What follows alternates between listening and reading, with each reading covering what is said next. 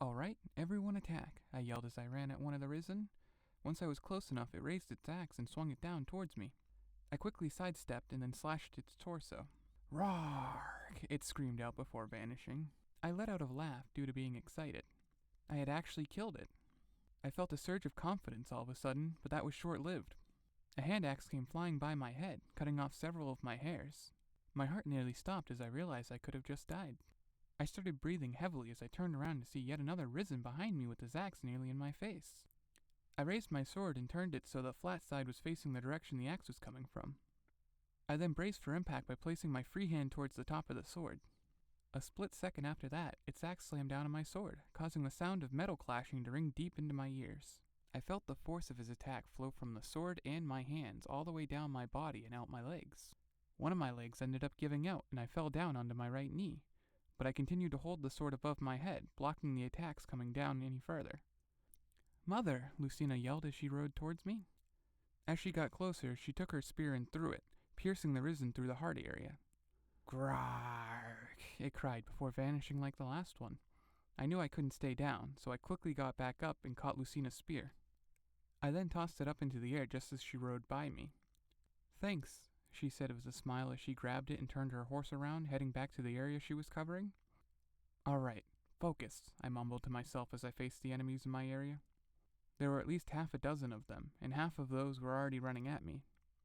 I ducked under the first risen's axe, then ignored it as I lunged forward and jabbed the second one in the stomach before it could raise its axe up.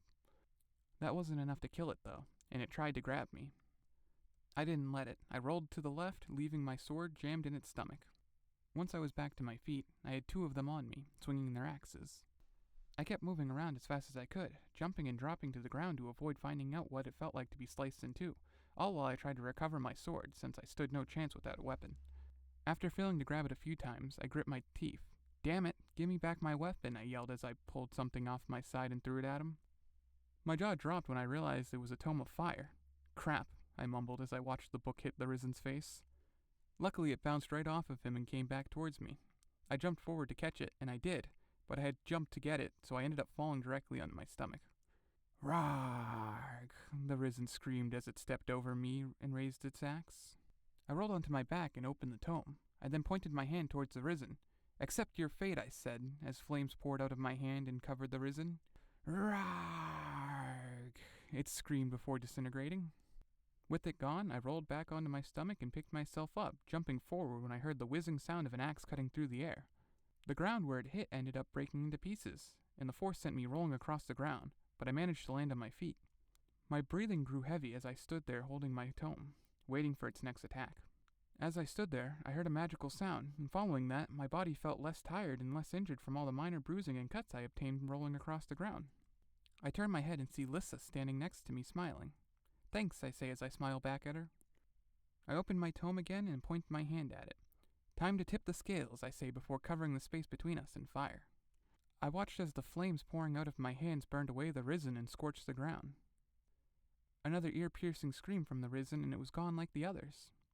Once there was nothing left, I waved my hands, putting out the fires I created, and started to run along the burnt path. As I ran over it, I used my foot to kick my sword into the air, catching it with my hand.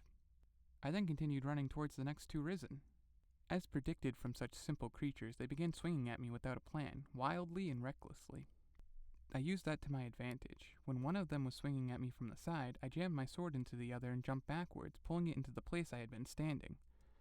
I let go of my sword and grabbed my tome, then watched as one risen killed the other.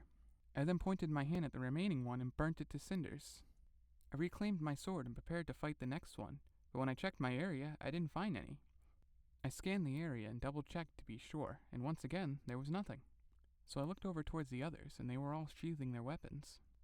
"Seems we won," I whispered as I sheathed my own weapons. I looked towards the others and saw them grouping up to celebrate, so I started to walk over to them. "Seems we've pulled through again," Lucina says as she dismounts her steed.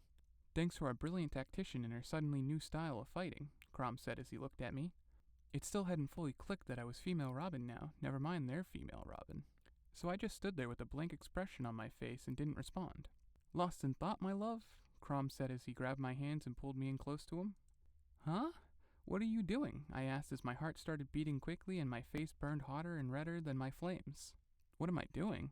Am I not allowed to hug and kiss my wife after a battle? Crom asked, clearly flirting with me.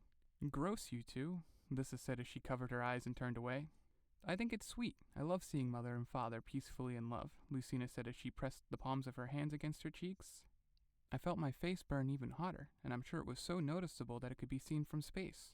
I truly couldn't believe the situation I was in. Not only did I become a woman suddenly out of the blue, I'm now also a wife and a mother. The only cool side about this is that I'm Robin.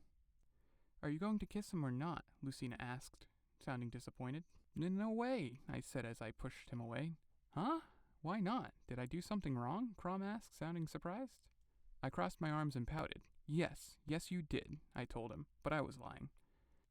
He didn't do anything wrong. This body did belong to his wife, so right now I was his wife, and I honestly didn't hate being held by him. And the thought of kissing him doesn't sound so bad, but I wasn't ready for that. So I used this as an excuse and started walking off. I'm so confused. Why are women so complicated? Crom said, thinking out loud. As soon as the words left his mouth, I heard him gulp, and I can only assume he turned around to see two women with deadly expressions on their faces.